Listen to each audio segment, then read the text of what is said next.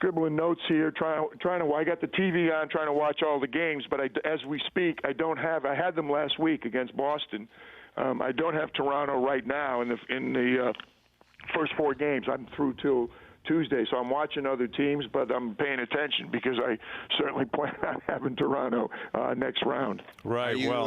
Are you getting used to the meals? I know you like to home cook meal. It must be awful difficult for you. No, I'm not. But there's a lot of other good things down here. We're in a beautiful hotel. We got a nice pool. The weather's good. There happens to be a golf course like right adjacent to the hotel, but not being able to go out to some of the restaurants is not my favorite. It gets a little old eating in the same place all the time. But no travel, and it's about as convenient as you could possibly be. You can walk from building to building, or just sit here, and watch the 4 games on TV. So it's a great working environment. It really is. We're not quite as locked up as the players are. The media bubble's a little bit different. We have a little more freedom. The players and coaches, honestly, they both, first of all, the league in terms of the setup has done an incredible job. I don't know how much you all have talked about that, but the players are really doing well, honestly. The situation here,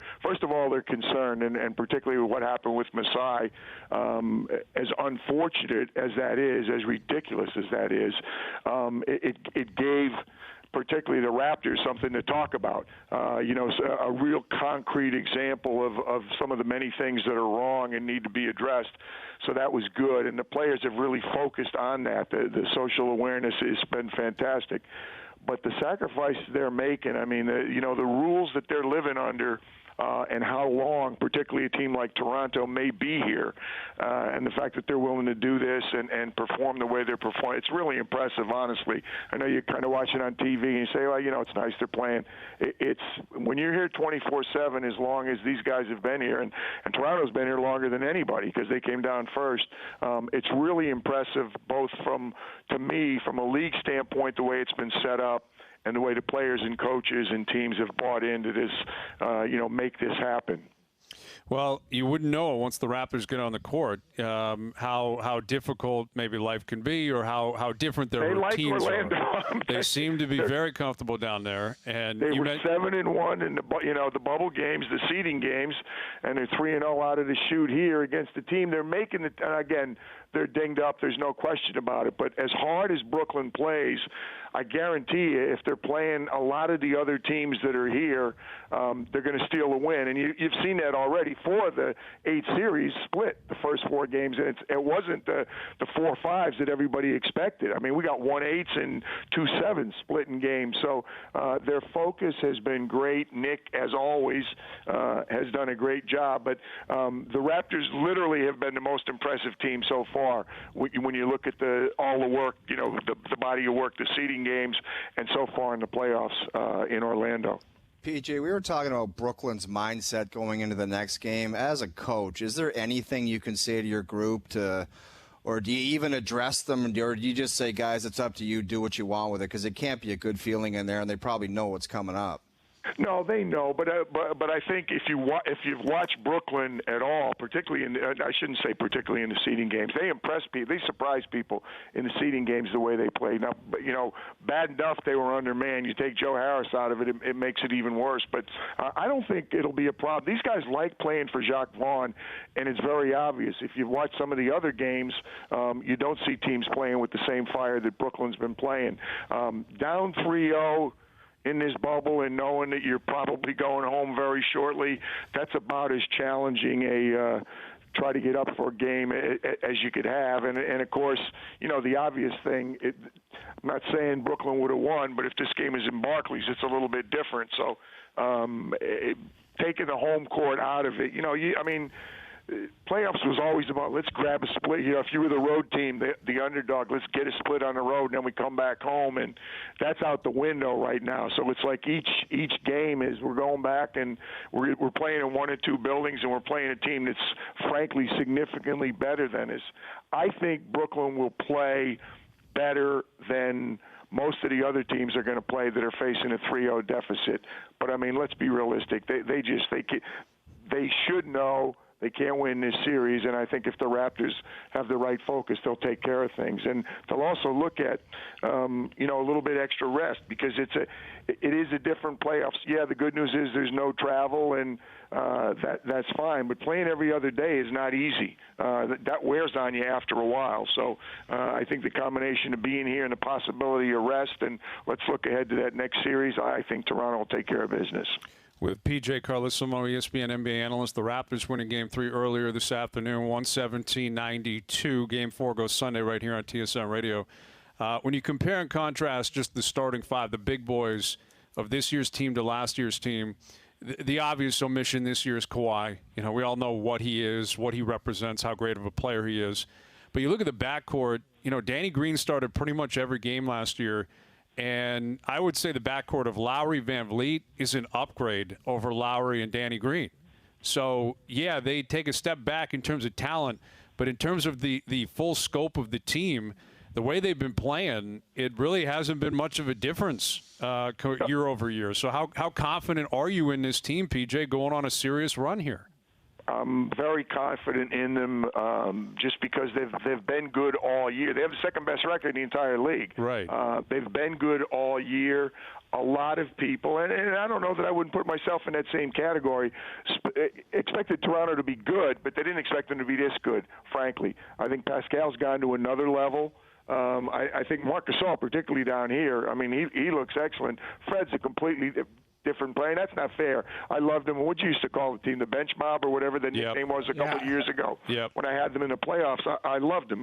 Forget about it now. He's a starter, and that's a really difficult jump. I think a lot of times people don't appreciate that. They see a guy, hey, he's played good. He won a championship. He was a good player.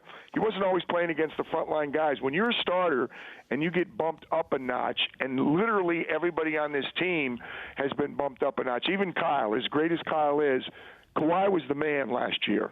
So when you take out the number one guy and everybody goes up, that's where it gets really tough at that 1, 2, 3, 4, the best players on the team. Now all of a sudden you got to carry more of a load. I'm tremendously impressed with what the Raptors have done all year, especially Pascal and Fred's jump, I think, to the next level. I think Serge right now is playing really well. Norman's playing well. I really like the team. I really like where they're at. If anything they've done wrong, they've made it look too easy. I don't know. I hope the Raptor fans appreciate just how difficult what they've done already is. To be right where they are right now with the record they have, to be playing as well as they're playing is really impressive, because it's I don't know if I'm explaining it well. When you take a starter and a starter with 2 championships in Danny Green's case out of the mix, and you take arguably in the playoffs the best player in the NBA for the playoffs last year out of there, and they haven't missed a beat.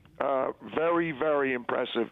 And I don't see any reason why they can't come out of the East, why they can't win the whole thing. I don't think, frankly, that they should. I don't think they should be the favorite, but I think they're going to be right there, and it's not going to surprise me at all if they prove me wrong again. Well, Kawhi's back in action tonight, and we've got a great appreciation for his game, and I love watching him play. But he is not on the marquee for me tonight. It is Luka Doncic. The way this kid plays and the performances he has put up through 2 games are just off the charts. He's literally setting records for a guy who's in the playoffs for the first time in his career. 21 years old. 21. Mind-boggling. Yeah. Where's his ceiling at, PJ? What are we talking about here with Doncic? Where's he going here with his career? Well, no limit. I think what does he need to do? He needs, A, to shut up and stop yelling at the officials. He complains too much to the officials. But, B, he just needs to be a little more reliable with the shot. Part of that, I think, will come with shot selection. Sometimes he has a tendency sometimes to he wants, and it's great that he wants to take the big shot, but sometimes he'll take one that he's got to work a little bit harder for. I think, first of all, as his teammates get better, and it's already happening with Porzingis, as they get better, I don't think he's going to have to take some of the shots he's taking now. He's got that push shot, but it's not broke. He's not far off. His 3-point percentage, I think, will come up. And I just think when his field goal percentage and his three-point percentage come up, and he's got a little better roster to play with, you're not going to be able to defend him. We had him last week. I'm saying we, ESPN Radio, Sean Kelly and I had him. I forget who they were playing against. It was a good game. It was the game he had like 30-some points, like mid-30s, but he had 19 assists. He literally should have had 30 assists. His team couldn't make a shot all night. He made so many good passes. I think he broke the record, but he should have had somewhere between 25 and 30 assists if they could have finished in the paint or made wide-open three-point shots. He's one of the best passers. He sees the floor so well. Yeah, he's got the ball all the time, but guess what? That's a pretty good thing because he makes good decisions. He's been playing professionally since he was like 16 years old, and not, a lot of times we say that about international players when they come over. He was playing in the top leagues right away. I mean, he's playing in Spain, and winning championships and EuroLeague championships and being player of the year. So he wasn't just on a team, he's a good young player, look at he's playing professionally. He was dominating probably the second best league in the world in his teens. So, I mean, he came in here, I think, better equipped than anybody that's ever come into the league, other than maybe Manu Ginobili when he came in, because he had already accomplished so much, and it was just an easy transition for him. I mean, it's scary. The only ceiling on Luka is how hard he works, and I think the shooting percentage, because the shot's not bad. It can be a little bit better, but I mean, he's going to be, I don't know who to compare him to, a smaller Larry Bird type player.